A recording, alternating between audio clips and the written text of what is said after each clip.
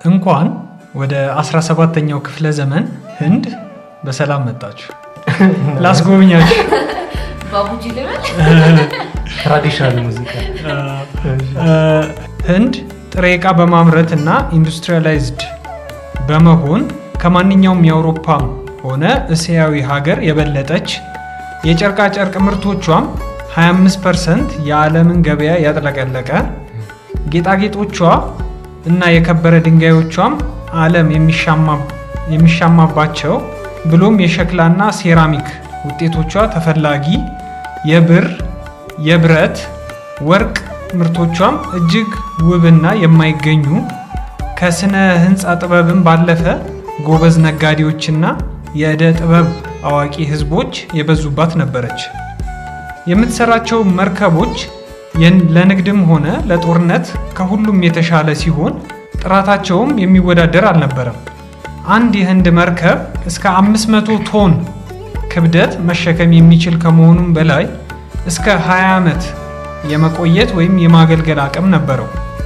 የእንግሊዛውያን መርከቦችን ግን ስናወዳደር ቢበዛ ከ12 ዓመታት በላይ አያገለግሉም ነበረ። ታዲያ በወቅቱ የህንድ ሀብት በአሁን ጊዜ ገንዘብ ሲሰላ 21 ትሪሊየን በቲ ማለት ነው፣ በቢ ራሱ ሳይሆን 21 ትሪሊየን ዶላር ነበረ። ነገሩ የጀመረው እንዲህ ነው።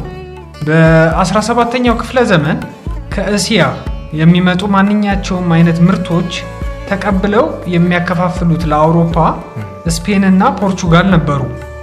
ታዲያ ከንግዱ ትርፍ ጥቅም አለማግኘቷ ያንገበገባት እንግሊዝ በወቅቱ ንግስት የነበረችው ንግስት ኤልሳቤጥ አንደኛ በቅርቡ የሞተችዋ ሳትሆን የበፊቷ አንደኛዋ የመጀመሪያዋ ንግስት ኤልሳቤጥ ቀዳማዊ አንድ ትዕዛዝ አስተላለፈች። ይህም የእንግሊዝ ነጋዴዎች አዲስ የንግድ መስመርን እንዲፈልጉ የሚያዝ ነበር። ስለዚህም ነጋዴዎቹ በደቡብ አፍሪካ በኩል ዞረው፣ ምክንያቱም በሜዲትራኒያን ባህር በኩል ያለውን መስመር ቅድም እንዳልኩት ስፔን እና ፖርቹጋል ናቸው የያዙት። ስለዚህ ሌላ መንገድ መፈለግ ነበረባቸው። ስለዚህ በአፍሪካን ዞረው በታች በኩል በደቡብ አፍሪካ በኩል ህንድ በመርከብ ደረሱ። እንደውም ከዚህ ነው አፓርታይድ ምናምን ባለፈው ያቀረብኩትም የዙሉ መንግስትን ደቡብ አፍሪካ አርፈው እንግሊዛውያን የተቆጣጠሩት የገዟቸው በዚሁ አጋጣሚ ነው። ነገር ግን ያው በዛው አልፈው ህንድን አግኝተዋል። ከዚያም በኋላ የብሪቲሽ ኢስት ኢንዲያ ካምፓኒ ተወለደ። ህንድ ከደረሱ በኋላ ማለት ነው ያንን ካምፓኒ አቋቋሙ። በ1613 የመጀመሪያው የእንግሊዝ ፋብሪካ በህንድ ሱራት የተባለ ግዛት ተቋቋመ። ነገር ግን ይህ ካምፓኒ የተለመደውን አይነት ካምፓኒ አልነበረም። የራሱ የሆነ የጦር ወታደሮች ነበሩት። ታዲያ በ1707 ህንድ በሞንጋል ዳይነስቲ ትተዳደር ነበረ። የዛም መሪ የነበረው ኦሮንዜህ ከዚህ ዓለም በሞት ይለያል፣ መሪያቸው ማለት ነው። በቀጣዮቹም 13 ዓመታት ለቦታው የማይመጥኑ ሰዎች መንገስ በመፈለግ እርስ በርስ ይሻኮቱ ጀመር። እንግዲህ በደንብ የሚያስተዳድራቸው የነበረው የቅድሙን የጠቀስኩትን ሀብት የነበራቸው መንግስት ሲሞት ወይ መሪ ሲሞት ሌሎቹ ያንን ቦታ ለመያዝ እንትን ማለት ጀመሩ ማለት ነው። የስልጣን ጥማት እንበለው ልክ ዙሉ እንደነበረው ማለት ነው። አዎ ሻካ ሲሞት እንደተደረገው ጊዜ ፓወር ጋፕ ሲኖር ችግር ነው አይደለ? አደገኛ ነው። ደግሞ ብዙ ጊዜ እንዴት ነው እንደውም በእንትን ነው ማቀው ታለንት ስኪፕስ ጄኔሬሽን ይባላል። ታለንት ያለው ወላጅ ከልጁ ታለንትድ አይሆንም እና በእንትንም በሀገርም ወይ በመሪም ይቀጥላል መሰለኝ። ብዙ ጊዜ ታላቅ መሪ ከመጣ በኋላ የሚመጡት ሁሌ ያንን የሚያወድሙ ናቸው። ብዙ ጊዜ የጥፋት ልጅ ወይ ኩራተኛ ልጅ አይደለ? ኢቭን በመጽሐፍ ቅዱስም የሆኑ ነበር የዳዊት ልጅ አለ። አዎ እንትና አቤሴሎምም በጣም እንትን ነበር ብቻ ሌሎች ኢቭን እነ ሳሙኤል አሁን ታዋቂ ታላቅ እነ ዳዊትን እነ ሳኦልን ምናምን ቀባ። ግን ልጆቹ በጣም የማይረቡ ነበር። ኤሊ የእሱ ልጆች ደግሞ ይብሳሉ። ጭራሽ ቤተ መቅደስ ውስጥ ዝሙት የሚያደርጉ እና ለእግዚአብሔር የሚመጣው መስዋዕት የሚበሉ ምናምን ነበሩ። ሁሌ በደንብ አያሳድጉም መሰለኝ። ጥሩ ጥያቄ ነው። እሺ አይደለ እንትን ይላል። አሁን ለምሳሌ እሺ በግሌ ማለት ነው አሁን እናቴና አባቴ በጣም አሪፍ ነው ድምጻቸው እና ሲዘምሩ ምናምን ለምሳሌ በጣም ድምጻቸው አሪፍ ነው። እኔን ተወኝ ቆርቆሬ ቆርጣለ ይባላል ምንድነው? ኢቭን በታለንትም እንደዛ ነው ለማለት ነው። ብዙ ጊዜ ያጋጥማል። ያው ሁሉ ጊዜ ባይሆንም ብዙ ጊዜ ያጋጥማል። ቤተሰብየው ታለንት ነው ወይ ልጃቸው ወይ አንድ ጄነሬሽን ያልፋል። ይዘላል ይባላል። አባባል ሁሉ አለ እና ህንድም እንደዛ ነው የሆነችው። ከታዋቂ ወይ ከታላቅ መሪዋ በኋላ እየወረደች ወይ ደግሞ እርስ በርስ ለዛ ስልጣን ሲሉ እየተጣሉ መጡ። ታዲያ በ1757 የሞንጋል ዳይናስቲ እየወደቀ መጣ። ህዝቡም ለበለጠ ሀብትና የቦታ ድርሻ ይጣላ ጀመረ እንደ መሪዎቻቸው ማለት ነው።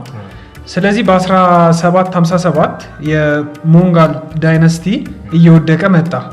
ይህንንም እንደ ጥሩ አጋጣሚ የተጠቀመው የእንግሊዙ ካምፓኒ በቤንጋል ግዛት አሁንም ድረስ ያለች ከተማ ናት ጦርነት አወጀ።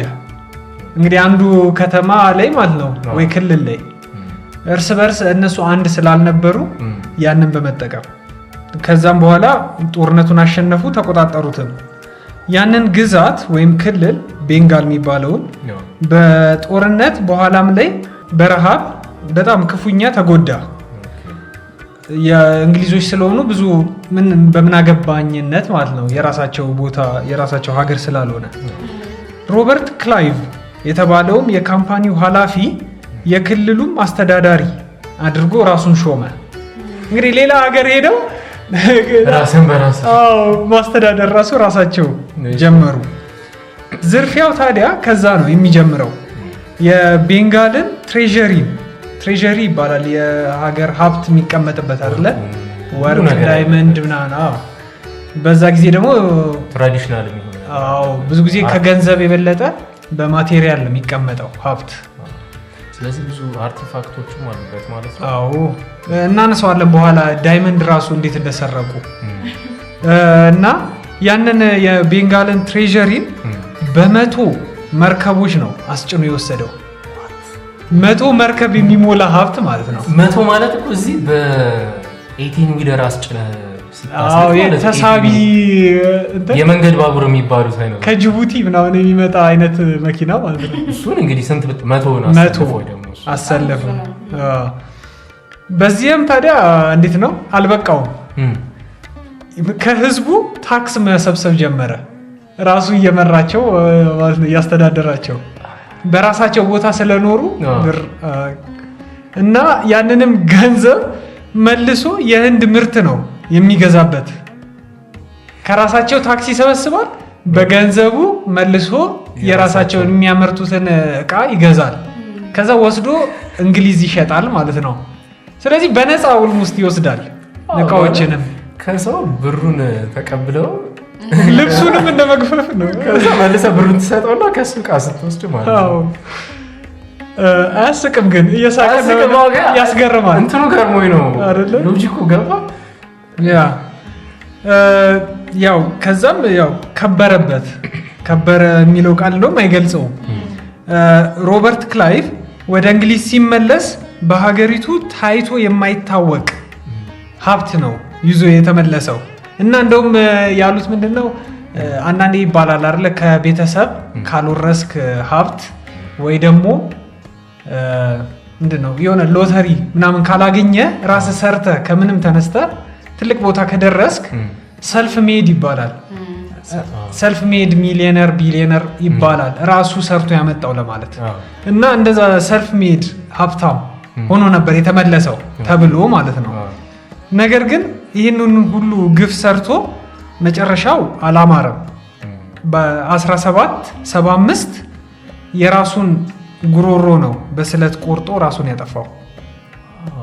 እንግዲህ የሰራው ስራ ይመስለኛል ይህንን ሁሉ ሰውን አሰቃይቶ ሰርቆ ማለት ነው። ግን የራስን አንገት ማረድ ሱሳይድ አይደለ?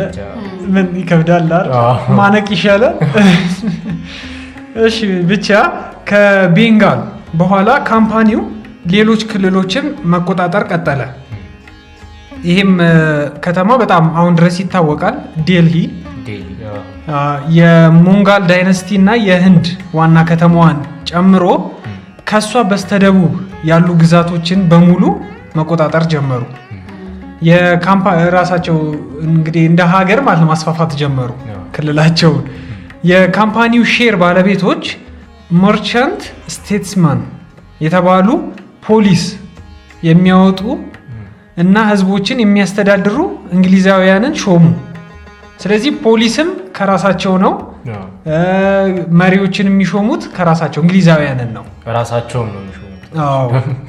እና ካምፓኒው በጣም ሀይቱ እንዴት ነው ከፍታው ላይ በነበረበት ወቅት የእንግሊዝን ግማሽ የውጭ ንግድ ተቆጣጥሮ ነበረ።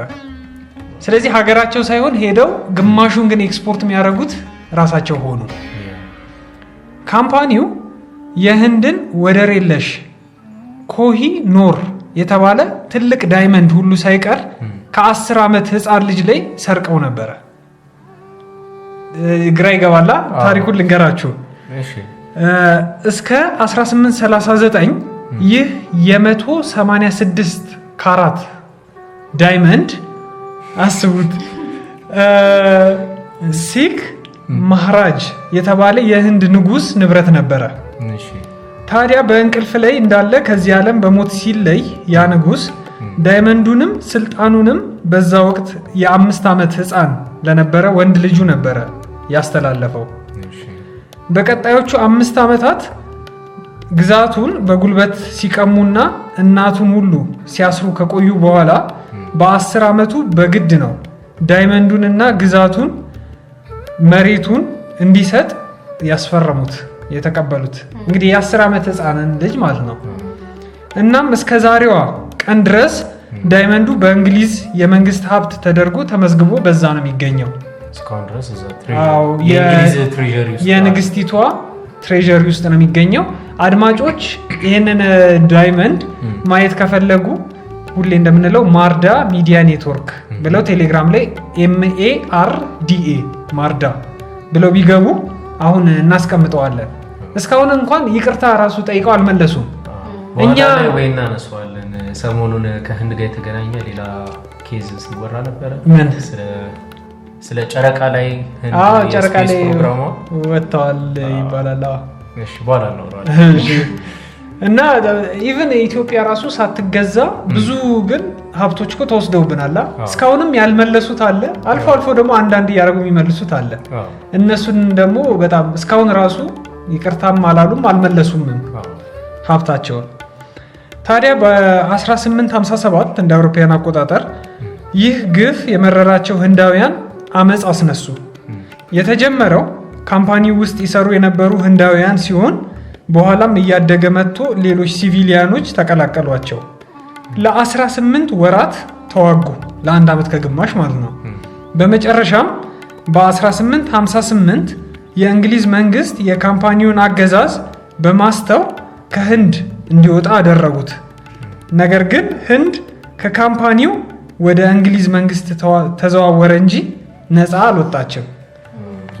ካምፓኒውን ነው እንትን ያሉት የሻሩት ወይ ደግሞ የወጣው።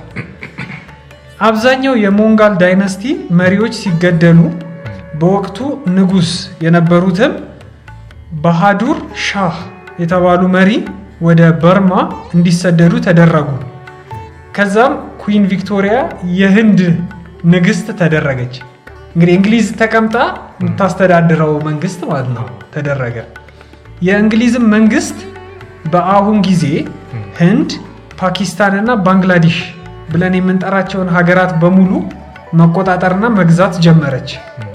አንዳንድ አካባቢዎች በህንዳውያን ባለጸጎች ቁጥጥር ወይም ማስተዳደር ስር ቢሆኑ እንኳን ለእንግሊዝ መንግስት እንዲንበረከኩና እንዲገብሩ ይደረጉ ነበር።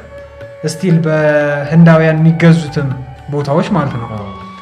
ንግስቲቷ ሀገሯ ለህንድ የበለጠ ጠንክራ እንደምትሰራ ቃል ብትገባም ነገር ግን በአፍ ከመናገር የበለጠ አልነበረም።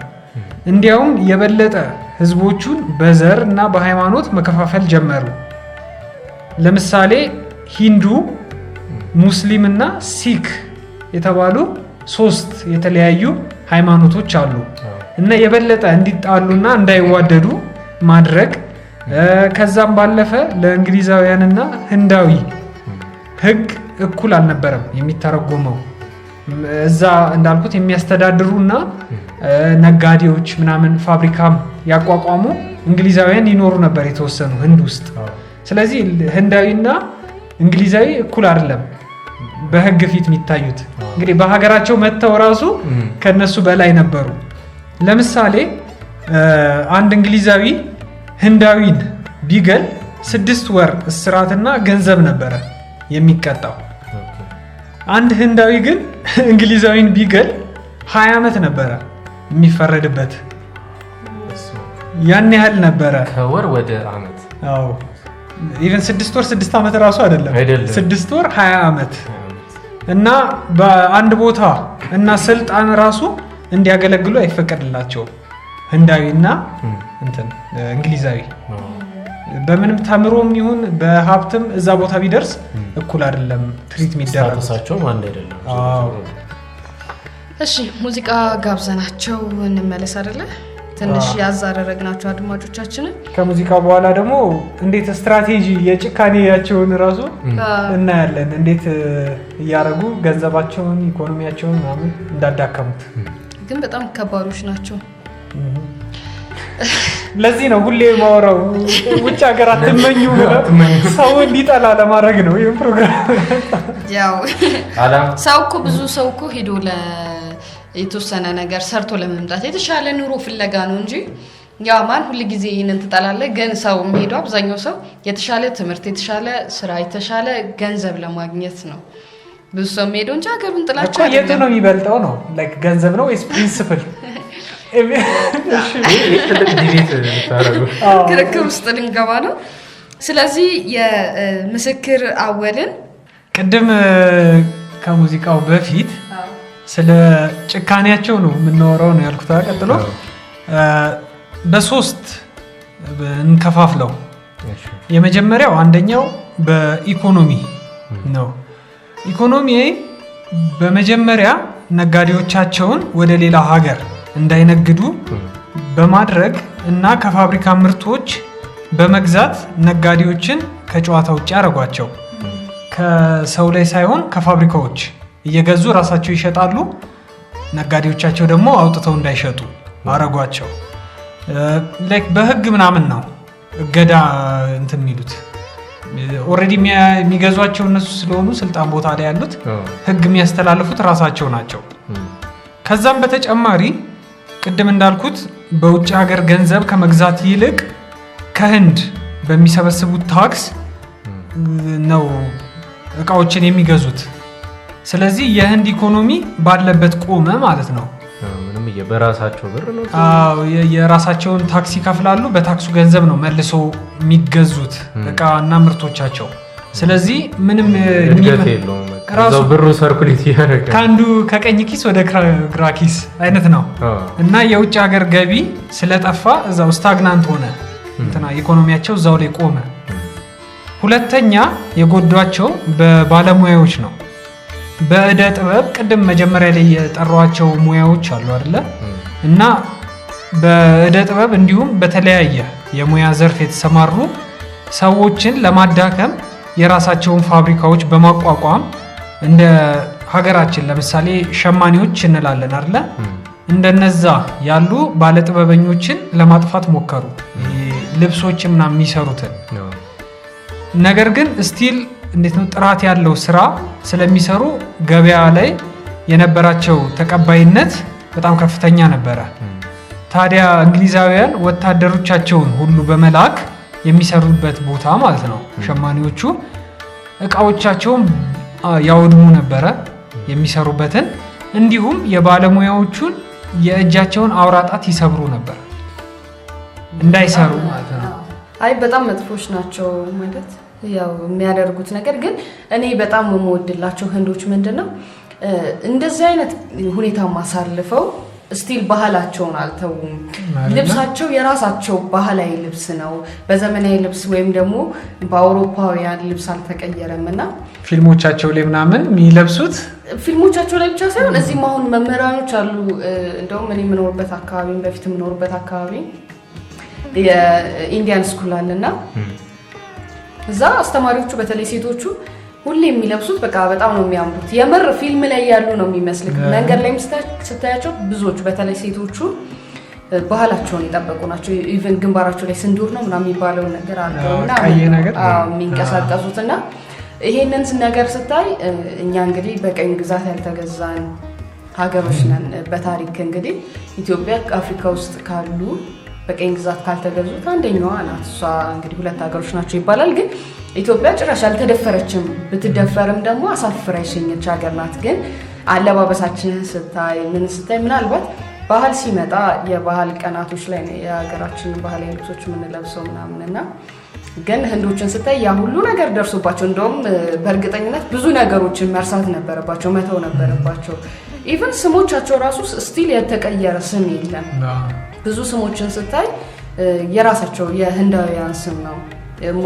አሁን አሁን እንትን ውስጥ ብትሄድ አሁን ኬንያ ውስጥ ብትሄድ አብዛኛው የኬንያ ተወላጅ እንግሊዝ ውስጥ ካለው ሰው ጋር ስማቸው ተመሳሳይ ነው የሚሆነው። ለምን በቀኝ ግዛት የተገዛች ስለሆነች ማለት ነውና የባህል ውርርስ እስከ ስም መቀየር ደረጃ ይደርሳልና ይሄንን ስታይ ህንዶች በጣም ጠንካራዎች ናቸው። ፊልሞቻቸው ላይ ራሱ ባህላቸውን ጠብቀው ነው አይሳሳሙም ሲባል ሰማላም እንጂ በጣም አይነበረው ላይ አይነበር ዘፈናዎቹ ላይ ግን በጣም ደስ የሚል አለባበስ ስትይ ደግሞ ትዝ ያለኝ ምንድን ታውቂያለሽ? በፊት ልጅ እያለ ኳስ ስናይ እንትን የሆነ የማንቸስተር ደጋፊዎች ነበሩ ታውቂያቸዋለሽ? ኦልድ ትራፎርድ ሁሌ ጨዋታ ሲኖር ህንዳዊ ደጋፊዎች የሆኑ 3 ነው ምናምን አሉ። ይሄ ሲክ የሚባሉ እምነት ይመስለኛል ጭንቅላታቸው ላይ የሚጠመጥሙ ሁሌ የሚታዩ ደጋፊዎች ነበሩ። እና እንግዲህ እዛ ራሱ ማንቸስተር ከተማ እንግሊዝ ራሱ ሄደው እንደዛ ነው የሚለብሱት እና በጣም ነበረ ማደንቃቸው። እሺ ወደ እንትኑ ስንመለስ ከእንትን ነው አውራጣታቸውን ብዬ ከዛ ነው ወደዚህ የገባው። ታዲያ ከዛም በላይ እንዳያንሰራራ በህንድ ምርቶች ላይ ታሪፍ ጭማሪ ያረጉ። እስቲ ላስገምታችሁና ስንት ፐርሰንት ይመስላችኋል? 300%? አይ ከ100% አይበልጥም፣ ግን እኔ እንጃ ወደ 80%። ትክክል አይተሽዋል እንዴ? 80% ነው። እውነቷን ነው።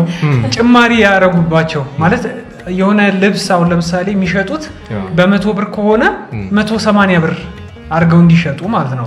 አውቀው ከፍ እንዲያደርጉ ከዛ ሲወደድ ሰው እንዳይገዛቸው ማለት ነው። እንደዛ ሁሉ አድርገው ነበረ። ስለዚህ ህንዳውያን ለሌላ ሀገር መሸጥ አይችሉም። መሸጥ የሚችሉት ለእንግሊዛውያን ብቻ ነው የወጣው ህግ። ምርታቸው ደግሞ በጣም ውድ ስለነበር እንግሊዛውያን ራሱ አይገዟቸውም። ስለዚህ ለማንም መሸጥ ሳይችሉ ህንዶች ጥጥ እና ብረት አይነት ጥሬ ዕቃ ብቻ አቅራቢ ሆና ቀረች። ያለቁ ምርቶችን ደግሞ በተራዋ እንግሊዝ በውድ መልሳ ለህንድ ትሸጣለች። ከራሳቸው ለምሳሌ ቋን ገዝተው የሆነ ለምሳሌ ቆዳ ገዝተው በርካሽ ከዛ ሌዘሩን ውድ አድርጎ እንደመሸጥ ማለት ነው። ምንም መልሰው ለራሳቸው ይሸጡላቸዋል። ይህ እርምጃ ታዲያ በጣም የከፋ መሆኑን ማሳያ የሚሆነው በ1947 በፊት ባለስራ ወይ ደግሞ ተቀጣሪ ሰራተኛ የነበሩ ህንዳውያን 0.7% ብቻ ነው ስራ የነበራቸው። ማንም እኮ ማለት ነው። በፊት 100 ሰው ስራ ከነበረው ልክ እንግሊዛውያን ሲወጡ ከአንድ ሰው በታች ነው ስራ የነበረው ሰው። ከአንድ ሰው በታች ምንም ሰው የለም። ከ7 ሰው አንድ ሰው አለ ከ0 በታች 0.7 ነበረ። ታዲያ ስራ አጥ የሆነው የህንድ ማህበረሰብ ወደ ግብርና ፊቱን አዞረ። ምንም ሌላ ስራ መስራት ስለማይችሉ ገበሬዎች ሆኑ። ታዲያ ገበሬም እንዲሆኑ አልተፈቀደላቸውም ነበር። ምን እንዲሆኑ ነው ተፈልጉት? በቃ አይ ቲንክ ጭራሹንም አይፈልጓቸውም ይመስለኛል ወይ ቦታቸውን ለቀውላቸው እንዲሄዱ ይፈልጉ ነበር ማለት ነው የሚመስለው። እንግዲህ መልክል ግፍ ካደረሱባቸው በቃ እንዲሸሿቸው እንዲለቁ መኖሪያ አካባቢያቸውን ይመስለኛል። መጀመሪያ ኢኮኖሚ ያልኳችሁ፣ ሁለተኛ ባለሙያዎቻቸውን፣ ሶስተኛ ደግሞ ገበሬዎቻቸውን ነው። ታዲያ በንግድ በሙያ በእጅ ሙያ እና ግንባታ ሊቅ የነበሩት ህንዳውያን አማራጭ ስላልነበራቸው ገበሬዎች ሆኑ። ነገር ግን እንግሊዛውያን ይህንንም እንደሌላ አማራጭ በመጠቀም ገበሬዎች ምርታቸውን ከመሰብሰባቸው በፊት እየተሰላ ከ50 እስከ 80% ምርታቸውን ለነሱ እንዲገብሩ ያስደርጓቸው ነበር። ደግሞ እንዴት ነው ከማምረቱ በፊት ነው። ስለዚህ የሚወድም ይኖራል፣ አረም የሚበላው ምናምን ይኖራል። ከሱ በፊት ከ70 እስከ 80% ለነሱ መስጠት አለባቸው። ከዛ የተረፈውን ነው እንግዲህ ለራሳቸው በልተው ሽጠው ምናምን እንዲኖሩ የተረፈው ደግሞ እንግዲህ ታዲያ በዛም የተነሳ ከሚያተርፉት ይልቅ እዳ ውስጥ ነበር የሚገቡት ህንዳውያን። ከዚህ በፊትም ከሚያስተዳድሯቸው ህንዳውያን እንዴት ነው አሁን ለምሳሌ በፊት ራሱ አስተዳዳሪዎች ነበሯቸው፣ የሆነ ግብር የሚሰጧቸው ማለት ነው። እንደ አሁን ዘመን መንግስት እንደሚባለው ግብር እንደሚሰጠው። ታዲያ ከነዛ በፊት ከሚያስተዳድሯቸው ህንዳውያን 3 እጥፍ የበለጠ ነው የሚያስከፍሏቸው የነበረው እንግሊዛውያን ለግብር ራሱ ማለት ነው። ታዲያ ይህንን እንዴት ነው የሆነ ለመደበቅ ራሱ አይሞክሩም ነበር እንግሊዛውያን። በእንግሊዝ ሀገር በሚገኝ ፓርላማቸው ይህን ያህል አስከፈልናቸው እያሉ ያን ያህል 3% በላይ ከ3 እጥፍ በላይ በየትኛውም የዓለም ክፍል አልነበረም። ስለዚህ እንደዚህ ነው የምናስከፍላቸው እያሉ በፓርላማቸው ሁሉ ሳይቀር ያላግጡባቸው ነበር፣ ይስቁባቸው ነበር። አዎ እንደ ጥሩ ወይ ደግሞ እንደ ጉራ አይነት ነገር ጀግንነት አድርገው ያወሩት ነበረ። ታዲያ ይህ አይነት የእንግሊዛውያን ጭካኔ የተሞላበት አስተዳደር ህንድን ለከፋ እና በዓለም ህዝብ ታሪክ ሙሉ ታይቶ በማይታወቅ መልኩ መጥፎ የሚባለውን ድርቅ አስከሰተ።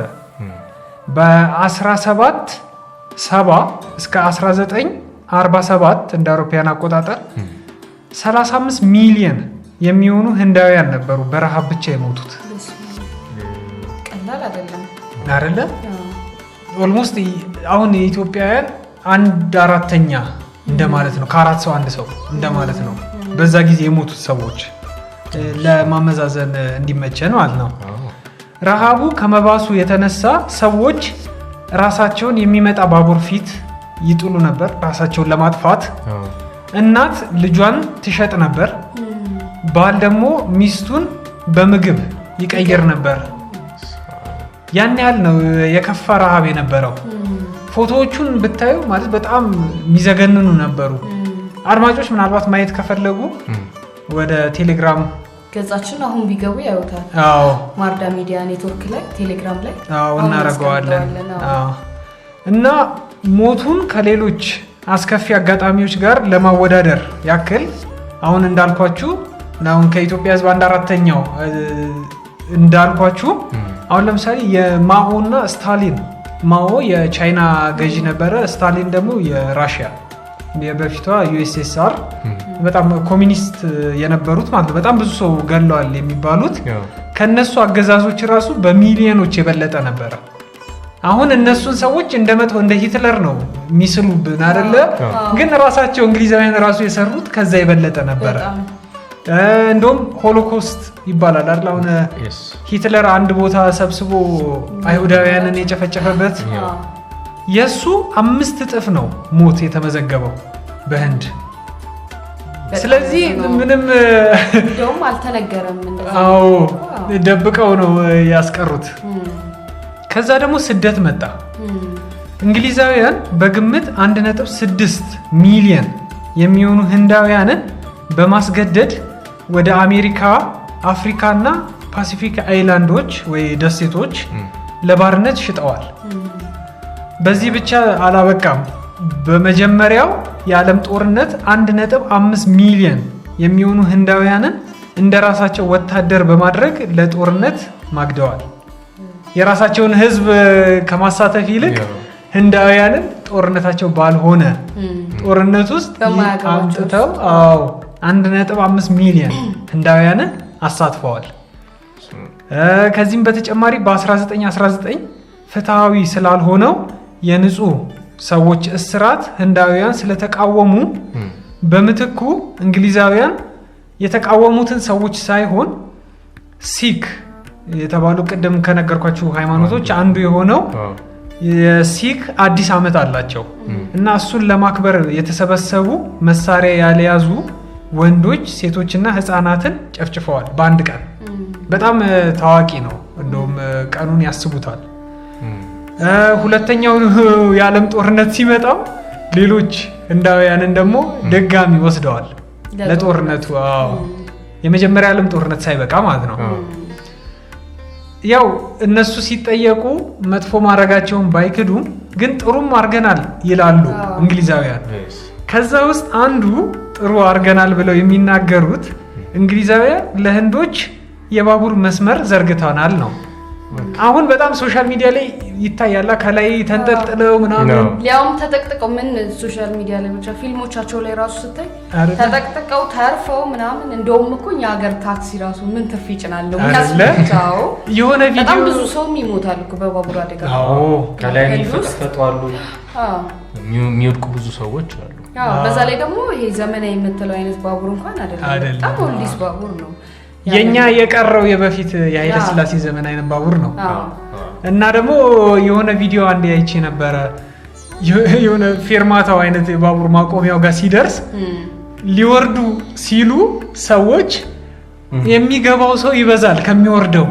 ስለዚህ እንዴት ይውረዱ ሰዎች? ስለዚህ ወራጆቹ መውረድ አቅቷቸው የሚገባው ሰው ገፍቶ መልሶ ያስገባቸዋል።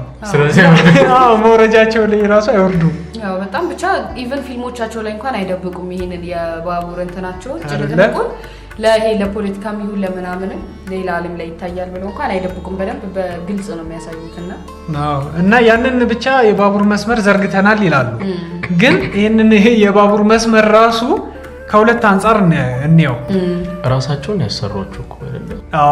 እሱም አለ። ግን ሲጀመር እንግሊዛውያን ባይመጡባቸው ኖሮ ራሱ በኢኮኖሚ በሀብት ቅድም እንዳልኳችሁ በጣም ወደፊት የተራመዱ ነበሩ።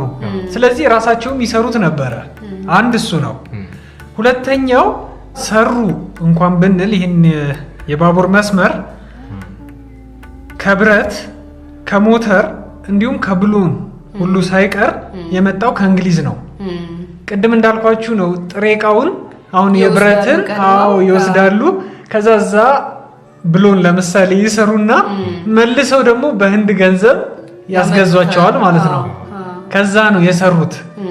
ገንዘቡን ዝም ብለው ፈጁት እንጂ ለህንድ ህዝብ ብለው እንዳልሆነ የሚያሳውቀው ደግሞ በአሜሪካ 1 ማይል ወይም ደግሞ 1.6 ኪሎ ሜትር የሚሆንን የባቡር መንገድ ለመስራት 2000 ፓውንድ ነው የሚፈጀው። ታዲያ በህንድ 18000 ፓውንድ ነው የፈጀው ሂሳቡ ሲሰላ ማለት ነው። ስለዚህ ገፍግፈዋቸዋል። ወደ 9 እጥፍ ማለት ነው። ገንዘቡን አውቀው በሉት ተጠቀሙበት እንጂ ፕላስ ለራሳቸው ሀገር መጠቀሚያ ያደረጉት እንጂ ሰራንላቸው ራሱ ማለት አይችሉም። በማጠቃለያም ታዲያ ከሁለተኛው የዓለም ጦርነት በኋላ ህንድን መግዛት እንደማትችል የተገነዘበችው እንግሊዝ በፍጥነት ለቃ ለመውጣት ወሰነች። እንግሊዝ ልትለቅ መሆኗን የሰሙት ህንዳውያንም በፊት በተፈጠረው የጎሳና ሃይማኖት ክፍፍል መሰረት እርስ በርስ መጣላት ጀመሩ። ኦሬዲ የሰራችው ስራ ስለነበረ እንግሊዝም ሲሪል ራድክሊፍ የተባለ ህንድን ረግጦ የማያውቅ እንግሊዛዊ ጠበቃ ወደ ህንድ በመላክ በ2 ወር ውስጥ ወይም ደግሞ 36 ቀናት ውስጥ የሀገሪቱን ካርታ በመሳል ለሂንዱና ለሙስሊሞች ቦታ ከፋፍሎ እንዲሰጥ በ1947 ተላከ።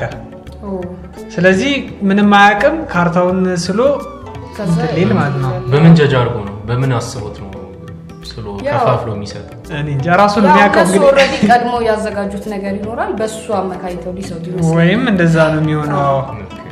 ነገር ግን ለህንዳውያን እነዛ ድንበሮች ራሱ የቱ ጋር እንደነበሩ የነገራቸው ሰው አልነበረም። የቱ ጋር ነው ለሂንዱ የቱ ጋር ነው ለሙስሊም የሚለው አልተነገረም ነበር። ማፑ ለማን ነው ታዲያ?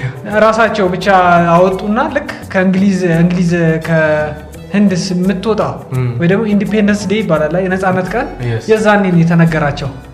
በቃ እናንተ እዛ ነበር መሆን የነበረባችሁ እናንተ እዛ ብለው ማለት ነው።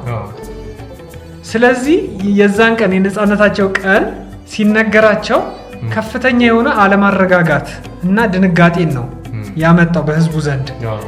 በታሪክም ከፍተኛ የሚባለው በአንድ ጊዜ 15 ሚሊዮን ህዝቦችን ያሳተፈ ስደት ተጀመረ። ወደ ተባሉት ቦታ ለመሄድ ማለት ነው።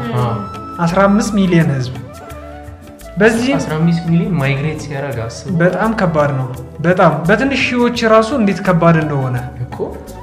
በዚህም ወቅት ከ1 እስከ 2 ሚሊዮን የሚሆኑ ሰዎች ሞቱ ከረሃብ እና ከህመም እንዲሁም ከግጭት የተነሳ። 75000 የሚሆኑት ደግሞ ታገቱ እንዲሁም የተደፈሩ 75000 የሚሆኑ ሰዎች። ታዲያ ሙስሊሞች ወደ ፓኪስታን፣ ሲክ እና ሂንዱዎች ደግሞ ወደ ህንድ ፈለሱ። እንደውም ይሄም ነው ይባላል እስካሁን ጊዜ ህንድና ፓኪስታን የሚያጣላው በዛ ጊዜ በጣም ተገዳድለዋል። ሂንዱዎች ሙስሊሞችን ገድለዋል። ሙስሊሞች ደግሞ ሂንዱዎችና ሲኮችን ጀስት በቃ ጦርነት ነው የተነሳው ኦልሞስት እርስ በርስ። በፊትም እዛው እያሉ መከፋፈልን ስለፈጠሩ ለኛም መማሪያ እንዲሆን ከነገሮች ተማሩ ይላሉ ጋሽ መኮንን እና እንድንማርበት ነው። ታዲያ በክፍለ ዘመናት በሚቆጠረው የእንግሊዝ የግፍ አመራር በ10 ሚሊዮኖች የሚቆጠር የህዝብ ደም እና ገንዘብ በእንግሊዝ የህንድ ባለዕዳ ናት። ጀስት ገንዘቡን ብቻ ለመጥቀስ ላስገምታችሁ ጭንቅላታችሁ የሚደርስ ከሆነ ትሪሊየን ምናምን ነገር። አዎ ስንት እንጃ ወደ 10 47 ትሪሊየን ገንዘብ ነው የሚገመት የዘረፈችው ህንድ አሚን እንግሊዝ ከህንድ። በአሁኑ ተሰርቶ ነው ሂሳቡ። ስለዚህ ከገንዘብም ከሰው በሚሊዮኖች በ10 ሚሊዮኖች የሚቆጠሩ ገለዋል፣ ለጦርነት ወስደዋል። ፕላስ ደግሞ 47 ትሪሊየን ገንዘብ ነው እዳ ያለባት እንግሊዝ ከህንድ። እዳው ብዙ ነው በጣም አይደለም። በጭንቅላት ራሱ ለማሰብ ራሱ ይከብዳል። ፊልም ልጋብዛችሁ? እሺ ኦፍ ኮርስ እንዴት ፊልም ይኖራል? ግን ከመጋበዝ በፊት ሰሞኑን ዜና ላይ ሰምታችሁ ከሆነ ህንድ ጨረቃ ላይ አመጠቀችና ስፔስ ክራፍት አድርሳለች አይደል? ጨረቃ ላይ የዜኖች እንትኖች ላይ ያታችኋል። የእንግሊዝ የዜና ስቴሽኖች ላይ በተለይ ህንድ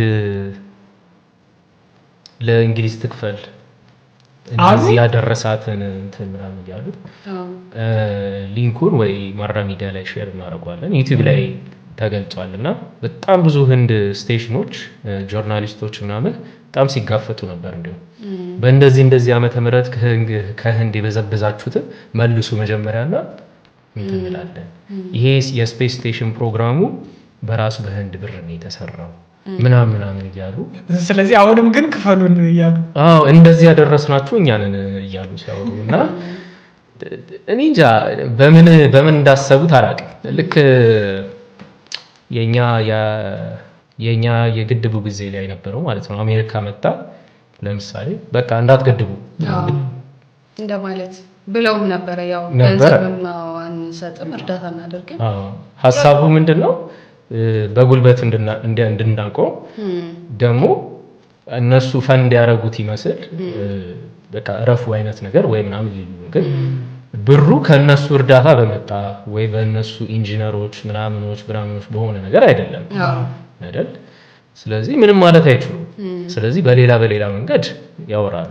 ላይክ እንዲህ ምንድነው በኢኮኖሚ እንትን ይላሉ ወይ ታሪፍ ወይ በተለያየ ነገር አለ ለመጉዳት ይሞክራሉ ፖለቲካል ጨዋታ አለው መሰለኝ እና ልክ እንደዛ ነው ያሁኑ የዛኛውም ሳይበቃቸው አሁንም ሌላ ይፈልጋሉ ገንዘብ አይ ቲንክ እንግዲህ እንደ ህንድ ስቲል የሆነ አስተሳሰብ ይቀራል መሰለኝ ባደጉት ባላደጉት እያደጉ ባሉት ዓለም ላይ ሁሉም ላይ የሆነ አስተሳሰብ ይቀራል መሰለኝ ባደጉት ላይ ስቲል ሱፒሪዮሪቲ እንትን አለባቸው ሱፒሪዮሪቲ ኮምፕሌክስ ነው የሚባለው የበላይነት እንትና ሆነው እንዲቆዩ ስቲል ደግሞ ከሰውም የተሻሉ አይነት ብለው ራሳቸውንም የማሰብ ነገር አለ አሁን ይሄን ስል ሁሉንም እያልኩ አይደለም ይቅርታ አድርጉልኝ ግን ሁሉም ሰው እንደዛ ጀጅ ማድረግ አይደለም ግን አንዳንድ ዋና የሚባሉ ሰዎች አሉ ኪ ፊገር የሚባሉ ሰዎች ወሳኝ የሚባሉ ሰዎች እንዲህ የሚያስቡ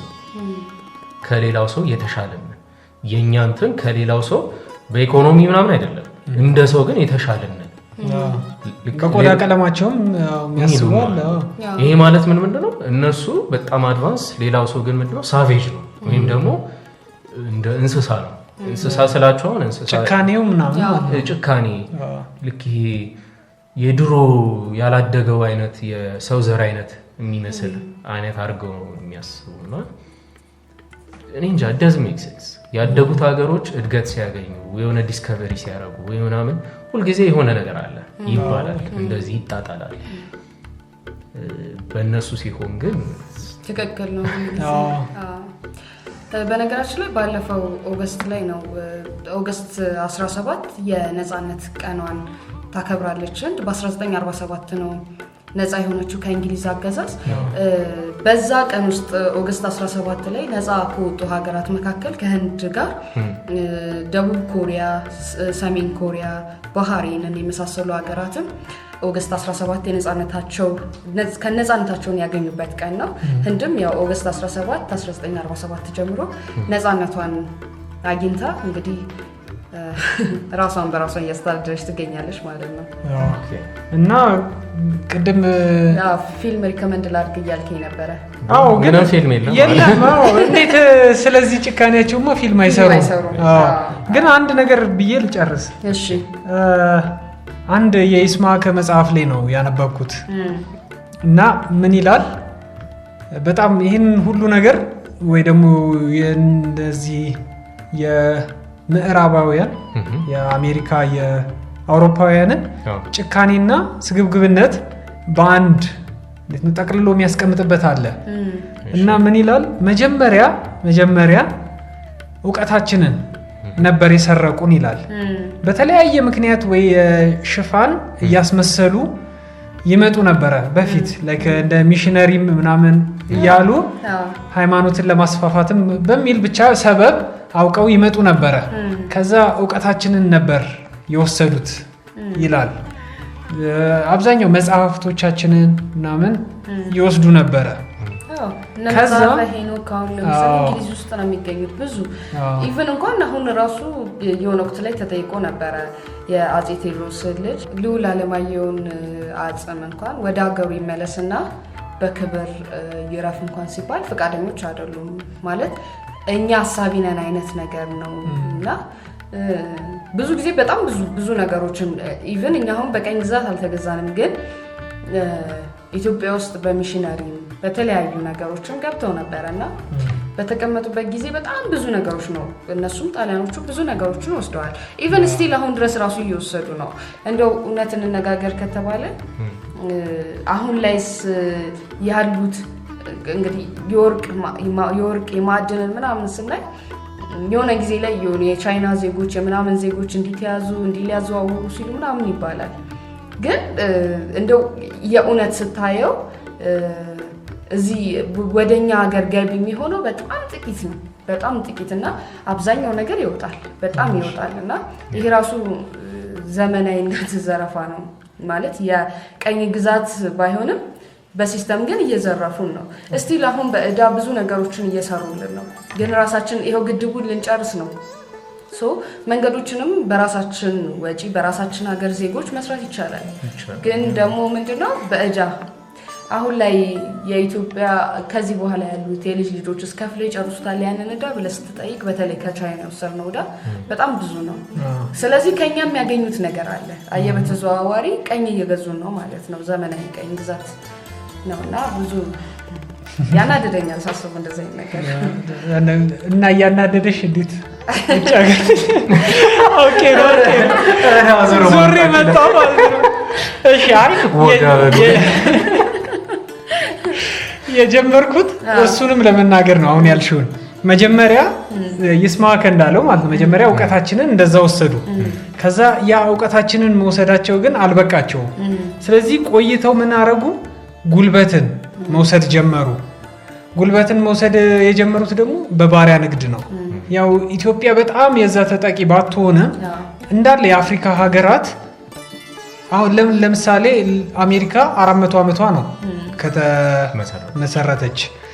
ነገር ግን ከዓለም በጣም ካደጉት ሀገሮች ያው መጀመሪያም ያከራክራል ግን አንዷ ናት ቢያንስ። በምንድን ነው ቢባል በነፃ ጉልበት ስለተሰራ ነው። ሁሉም ነገር ክፍያ ስላልከፈሉበት ነው በአንዴው ያደገችው የሚባለው።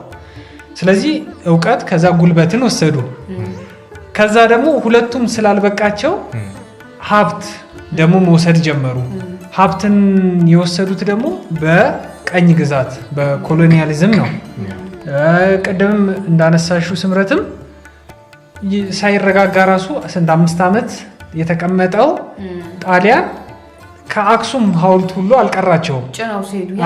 አሁን እሱን ለማጓጓዝ ምን ያህል ጊዜ ጉልበት እንደሚፈጅ አስቡት በዛ ጊዜ። እና የመጀመሪያ ምርጫቸውም ነው ብዬ አላስብም። ማለት ለነሱ ገንዘብና ወርቅ ምናምን ነው የበለጠ የሚጠቅማቸው። በተለይ መጽሐፎችን የጻፏቸው በሕክምና ላይ ያሉ በምናምን መጽሐፍ እና ሳይኮሎጂካሊ ለመጉዳት ካልሆነ ለኛ ነው እንጂ ሚኒንግ ያለው አሁን አክሱም ለነሱ ለምን እንዳረጉትም አላቅም። ግን ያን ሁሉ ወስደዋል። ታዲያ እንዴት ነው አሁን ቅድም ተደጋጋሚ ያነሳሁት እና ፈረንጅ ወይ ውጭ ሀገር መሄድ የማይመቸኝ ምክንያት እኔ ማለት ቂም ሚይዝ አይነት ሰው አይደለሁም እና መተው እችል ነበረ ማለት እንደዚህ አርገው ነበር ብዬ አይደለም። ግን አሁንም ድረስ ስለሚያረጉት ነው። እና የአጌን ይስማከ ምን ይላል? አልተውትም። እነዚህን 3 ነገሮች አሁንም ያረጋሉ። አሁን የሚያረጉት ግን ለየት ባለና በሚያሳሳ ወይ ደግሞ ለኛ አስበው በሚመስል መልክ ነው። ቀደም እንዳልኩት ዕውቀት አሁን የሚወስዱት በስኮላርሺፕ ነው። አስቡት ኢትዮጵያ ውስጥ ስንቱ ሰው ነው ሲጀምር 80% ገጠር ነው ይባላል። ስለዚህ የትምህርት ዕውቀት ወይ ደግሞ ትምህርት የሚያገኘው ስንቱ ፐርሰንት ነው ከአጠቃላይ ኢትዮጵያ ሕዝብ? ከተማ ራሱ ኖረን ዝም ብለን ለትምህርት ቦታ ማንሰጥ ሰዎች አለን። ከትምህርቱ በጣም ተምሮ በጣም ጎበዝ ከሴክሽን ምናምን ከትምህርት ቤቱ አንደኛ የሚወጣ ስንት ነው? በፐርሰንት 0 ነጥብ ምናምን አይደለ የሚሆነው። ያንንም ሰው ነው ደግሞ የሚወስዱብን። እኔ እንኳን በግል ማቃቸው በጣም ጎበዝ ተማሪዎች ነበሩ። ስኮላርሺፕ ያገኛሉ፣ እዛ በነፃ ለመማር ውጪ ይሄዳሉ፣ በዛው ስራ ይጀምራሉ፣ እዛው ይቀራሉ። ተመልሰው ራሱ መጥተው ሀገራቸውን አይጠቅሙ ወይ ደግሞ እኛን መጥቀም ፈልገው ቢሆን ኖሮ ትምህርት ቤት እዚህ ያቋቁሙልን ነበረ ወይ ደግሞ ጎበዝ አስተማሪዎችን ይልኩልን ነበረ። ስለዚህ እዛ ይወስዳሉ፣ ለራሳቸው ይጠቀሙባቸዋል። ያው ትላልቅ ካምፓኒ ውስጥ ይገባሉ እኮ ብዙ ጊዜ አይደል? አዎ፣ ወይ ናሳ በል ወይ ጉግል በል ወይ ፌስቡክ በል ትላልቅ ሶፍትዌር ኢንጂነር አለ፣ ስፔስ ኢንጂነር ወይ ምናምን ኢንጂነር ብቻ መካኒካል ኢንጂነር በለው የተማሩ ሆኖ ይገባሉ። ስራ ይሰሩ ማለትም አይደለም፣ ብዙ ዲስከቨሪ ይሰራሉ፣ ግን ለሀገራቸው አይሆንም ነው። እንደውም አሁን በቅርብ ጊዜ በኔትፍሊክስ ላይ ተቀጥሮ የሚሰራ አንድ ኢትዮጵያዊ ቅርብ ጊዜ ነው ከተመረቀ፣ በስኮላር ነው ሄደው እዛ የ22 ዓመት ነው፣ ዮሐንስ ኪዳን ይባላል። የሆነ ጊዜ ላይ ጠፋ። ቤተሰቦቹ ፍለጋ ምናምን ነበሩ። ጠፋ። ቤተሰብ ጠፋ ስልክ እዛው እየኖሩ ጠፋ። ከዛ ቦርሳው የሆነ ወንዝ አቅራቢያ ምናምን መገኘቱ ተነግሮ ነበር። ከዛ ግን ተወሰነ ከ1 ሳምንት ከ2 ሳምንት በኋላ ስክሪኑ ተገኘ ወንዝ ውስጥና ያው የኛ ልጆች ሲወስዱ ሞር ምንድነው ድራግም እንዲጠቀሙ ያደርጓቸዋል መሰለኝ። አብዛኞቹ ውጤታማ ሆኖ አውትሻይን አያደርጉም። ልክ እንደነ አሁን ለምሳሌ እንደነ ቅጣው አይነት ኢንጂነር ቅጣው እጅጉ አይነት ሰዎች በጣም ብዙ አሉ ኢትዮጵያውያኖች በጣም ብዙ የምናነሳቸው ግን ሞቱ የሚባሉ ደግሞ እጅግ በጣም ብዙ ናቸው ሞቱ ጠፉ ያሉበት አናውቅም ባካችሁ ቤተሰብ አፋልጉ ልጆቻችንን ፈልጉልን ምናምን በስኮላር ሄደው ማለት ነው በዛ ላይ ደግሞ እንደዚሁ በስኮላር ሄደው ጾታቸውን የቀየሩ ሰዎች አንድ ሰሞን ፌስቡክ ላይ መነጋገሪያ ወይ ሶሻል ሚዲያ ላይ መነጋገሪያ ሆነው ነበር ኢትዮጵያውያን ምናምንና ምንድነው አይኖ አሁንም ዕውቀታችንን እየሰረቁን ነው አውዛ ያለውን ነገር እያሰሩ ነው ትልቅ አርገህ በደንብ ልታነሳው የምትችለው ኢንጂነር ቅጣው እጅጉን ነው ማለት ለኢትዮጵያ ምን አይነት ነገሮችን መስራት እንደሚፈልግ ኢቭን ኢንተርቪውን እንኳን ስትሰማ ለሀገሩ ያለውን ነገር በጣም ትረዳበታለህ ግን ምንድነው ኦሬዲ ሞተ ምናምን አይነት ነገር ነው የተነገረውና ዕውቀት ልክ ነው ይሰራቃል ይወሰዳል በሙሉ ስሙ ብትጠሪው ደስ ይለኛል ዲያቆን ኢንጂነር ሳይንቲስት ቅጣው እጅጉ ዩቲዩብ ላይ ሰዎች ማየት ይችላሉ የሆነ አንድ ስብሰባ ላይ ከጂፒኤስ ፈጠራም ጋር ምናምን ስለሚገናኝ ብቻ አክሰሱ ስላለው ይመስለኛል የኢትዮጵያን ካርታዎች ለማለት የኢትዮጵያን ቦታዎች ከፋፍሎ የቱ ማዕድን የቱ ቦታ እንደሚገኝ ሁሉ ያጠና ሰው ነው ግን መጥቶ ሀገሩን ለመርዳት ጊዜ አላገኘም እንደውም እንትኑ የሚባለው ማለት እሺ ብዙ እንትን ለማውራት አልፈልግም ግን አይ አሟሟቱ አሁን የሚባለው የገና ዋዜማ ባስኬትቦል እየተጫወተ ከልጆቹ ጋር ወድቆ ጭንቅላቱ ውስጥ ደም ፈሶ ነው የሚባለው ኦፊሻል ታሪኩ ግን እኔ ያን ያህል የሚሰራላትን ያን እንደዛ አይነት ጭንቅላት ያለውን ሰው እንዴት ማለት ማከማቅቷት ነው ወይ አሜሪካ ሁሉ ብዬ አስባለሁ አንዳንዴ ግን just የኔ ሐሳብ ነው በነገራችን ላይ እሱን ካነሳው አይቀር አሁን ሰባራ ባቡር የሚባለው ሰፈር ታውቀዋለህ አይደለ እንግዲህ የሆነ ባቡር ስብርባሪ ያለ ምናምን እና ስቲል ያ ቦታ ለምንድን ነው ያልተነሳው ወይም ደግሞ ልማት ያልተደረገበት ምናምን ተብሎ ሲባል የሆነ እንደውም በሰዎች በጨዋታ የሰሙት ነገር ምንድነው ጣሊያኖቹ የቀበሩት እዛ በጣም ብዙ ነገር አለ ማለት ብዙ ማዕድን አለ እና የትኛው ቦታ እንደሆነ ስቲል ጥናቱ ስላልተገኘ በጥናቱ አንዴ ካለ ማስነሳት ነው እንጂ እዛን ሰፈር ይነሳል በልማት እንደምንም ግን አለ ብዙ ቦታዎች ላይ አሉ አሁን ጣሊያን ጉድጓድ ምናምን ተብሎ ብዙ ማዕድናቶች ምናምን ተሰርቀው የሚቀበሩበት አይነት ቦታዎች ምናምን አሉ ኢቭን ሀገራችን ውስጥ ሳይወጣ እንኳን ማለት ነው እዚህ እንኳን ያለው እንዲሁም ደግሞ አሁን ልክ እንደ ቅጣው እጅጉ ምናምን ስትል ደግሞ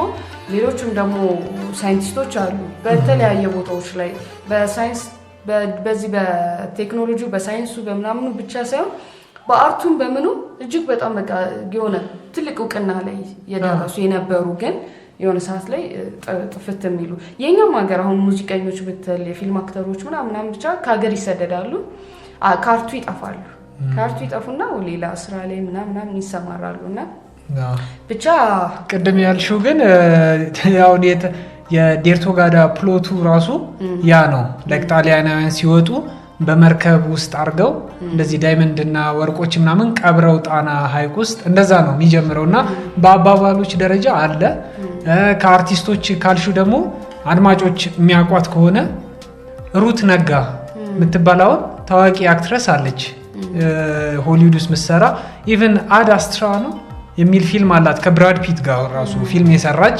ኢትዮጵያዊት አለች እና በስፖርቱ ምናምን የሆነም ስዊድናዊ ቴኒስ ግራውንድ ቴኒስ ተጫዋችም ሰሞኑን እየሰማው ነበር ብቻ በጣም ብዙ እንትኖች አሉ እንደውም ከኳስ አንፃር ለኢትዮጵያ መጥተው ቢጫወቱ ምናምን ሁሉ ይባላል ብቻ ወላጆቻቸው እየሄዱ የውጪ ዜጋ ሆኖ ብቻ ይቀራሉ እና ከዛም ይወለዱ አሉ አንደኛው ቅድም ያነሳውት ዕውቀታችንን ስቲል አሁንም እየተሰረቀ ያለው በስኮላርሺፕ ነው ከሚለው ነው ጉልበታችንን ደግሞ የሚለው ይስማከ በዲቪ ነው ዲቪ ብዙ ጊዜ የሚሞላው ሰው ያው ከ8ኛ ክፍል በላይ ይመስለኛል አይደል የሚባለው እና እዛ ሄዶም በጣም ትልልቅ ካምፓኒ ምናምን የሚሰራ ሰው አይደለም የሚኒመም ዌጅ የሚባለውን ወይ ደግሞ ታክሲ የነዱ ነው የሚኖሩት ወይ ደግሞ እንደዚህ አነስ ያለ ገቢ እንደዛ ነው የሚባለው እና ጉልበታችንም ስቲል አሁንም እየተሰረቀ ነው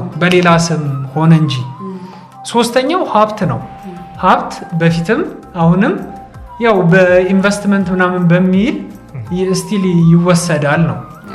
እስከ ቅርብ ጊዜ እኔ እንኳን እስከማውቀው 5% ነበረ መሰለኝ አይደለ ለመንግስት ገቢ የሚደረገው። አሁን ተሻሽሎ ሊሆን ይችላል። አዎ ግን እንዴት ነው 5% ብቻ ከምንወስድ እኔ እንደውም ባይወጣ ቢቀርና የዛሬ ምናምን አመት የልጅ ልጆቻችን አውጥተው ቢጠቀሙበት። አዎ የዛኔ 100% ቢሆን እላለሁ። ብቻ ኢቭን ቡናን ማየት ትችላለህ እኮ ቡና ግን ዕዳ ስላለብን መሰለኝ ወርቁ የምንገደደው ነገር ይኖራል። ግን በሌላ ነገር ቢሆን ይሻላል ብዬ ነው የማስበው። ምክንያቱም ፌር አይደለም። ቢያንስ 50-50 ራሱ እሱ ራሱ ፌር አይደለም ብዬ ነው የማስበው። እና ብቻ ይሄን ይመስላል። የተወሰነ እንትን ልበላችሁ ብዬ ነው። መጥፎች ናቸውና ለዚህ ነው ደስ የማይሉ ለማለት ነው። የህንድ ታሪክ ይሄን ይመስላል። አሁን በድህነቷ ነው የምትታወቀው እንጂ በጣም ትልቅ ሀገር ነበረች ለማለት ነው። አመሰግናለሁ። በጣም ነው እናመሰግናለን።